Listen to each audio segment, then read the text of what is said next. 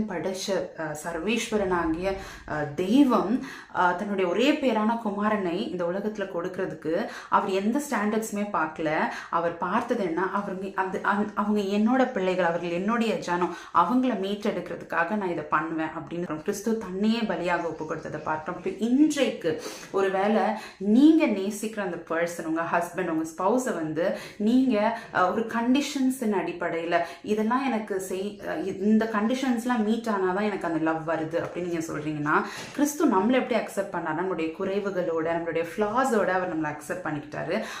அந்த அன்பை நாம எப்படி நம்மளுடைய ரிலேஷன்ஷிப்ல நம்ம வெளிப்படுத்த போகிறோம். நம்ம ஸ்பௌஸ் கிட்ட, நம்ம ஹஸ்பண்ட் கிட்ட, நம்ம ஒய்ஃப் கிட்ட அந்த அன்பை அவங்களுடைய குறைகளோட, ஒருவேளை நீங்க எதிர்பார்க்கிற அந்த எதிர்பார்ப்புகளை அவங்க பார்ட்னர் பூர்த்தி செய்ய முடியாமல் இருக்கலாம். நீங்கள் எதிர்பார்க்குற அளவுக்கான ஏர்னிங்ஸ் உங்கள் பார்ட்னருக்கு இல்லாமல் இருக்கலாம். நீங்கள் எதிர்பார்க்குற அந்த கேர் உங்கள் பார்ட்னர் கிட்ட இருந்து உங்களுக்கு கிடைக்காம இருக்கலாம். But accept with the flaws. இன்னைக்கு நம்ம பாருங்களேன், ஏசப்பா என் லைஃப்பில் இந்த காரியத்தை செய்யுங்க அப்படின்னு நம்ம சொல்கிறோம். அந்த காரியத்துக்காக ஜெபிக்கிறோம். அந்த காரியத்தை செய்யலை அப்படின்னா உடனே நம்ம என்ன பண்ணுறோம்? முறுமுறுக்கிறோம்.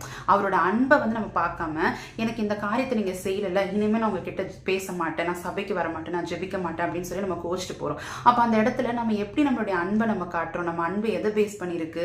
அவர் எனக்கு இதை செஞ்சார்னா நான் அவர்கிட்ட அன்பு செலுத்துவேன், இதை செய்யலைன்னா நான் சபை பக்கம் போக மாட்டேன், நான் ஜெபிக்க மாட்டேன், துதிக்க மாட்டேன் அப்படின்னு சொல்லி நம்ம அவர் மேல வச்சிருக்க அன்பு எல்லாத்தையுமே கண்டிஷன் பேஸ்டா வச்சிருக்கோம். ஆனா அவர் நம்ம மேல அன்கண்டிஷனல், அதாவது நீ எப்படி இருந்தாலும் நான் உன்னை நேசிக்கிறேன், நீ என் பிள்ளை, நான் உன்னை விட்டே கொடுக்க முடியாது, அதனால நான் உன்னை நேசிக்கிறேன் அப்படின்னு சொல்லி அவருடைய நேசம் அப்படி இருக்கு. அப்ப இன்னைக்கு நம்மளுடைய relationships not only husband and wife, உங்க பேரண்ட்ஸ் கூட, உங்களுடைய ரிலேட்டிவ்ஸ் கூட உங்களுடைய லவ் எப்படி இருக்குது? அவங்க உங்களுக்கு பிடிச்ச மாதிரி இருந்தா அவங்கள நேசிக்கிறீங்க.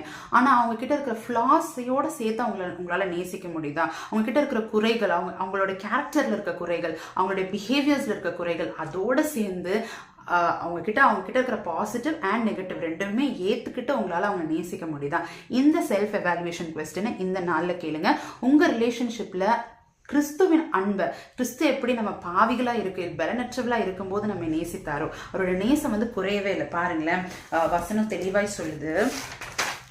ஏசாயா 43:25, நானே உன் மீறுதல்களை என் நிமித்தமாகவே குலைத்து போடுகிறேன், உன் பாவங்களை நினையாதிருப்பேன். நம்ம ஒவ்வொரு டைம் மிஸ்டேக் பண்ணிட்டு, ஏசப்பா நம்ம மன்னிச்சிருங்க ஏசப்பா அப்படின்னு நம்ம போய் அவர்கிட்ட கேட்கும்போது அவர் அந்த பாவங்களை நினையாது இருக்கிறார். அப்படின்னா அந்த பாவத்தை அவர் மறந்துடுறாரு, நம்ம பண்ண அந்த மிஸ்டேக்கை மறந்துடுறாரு. இன்னைக்கு நம்ம ஸ்பௌஸ் பண்ற ஒரு மிஸ்டேக்கை நம்ம மறக்கிறோமா? இல்லை அதெல்லாம் ஒரு ரெக்கார்ட் வச்சுக்கிட்டே இருக்கோமா? அந்த அன்னைக்கு நீ என்கிட்ட இப்படி பேசினல, அந்த தப்பு நீ அன்னைக்கு பண்ணல, நீ இந்த மாதிரி ஒரு விஷயம் பண்ணல அப்படி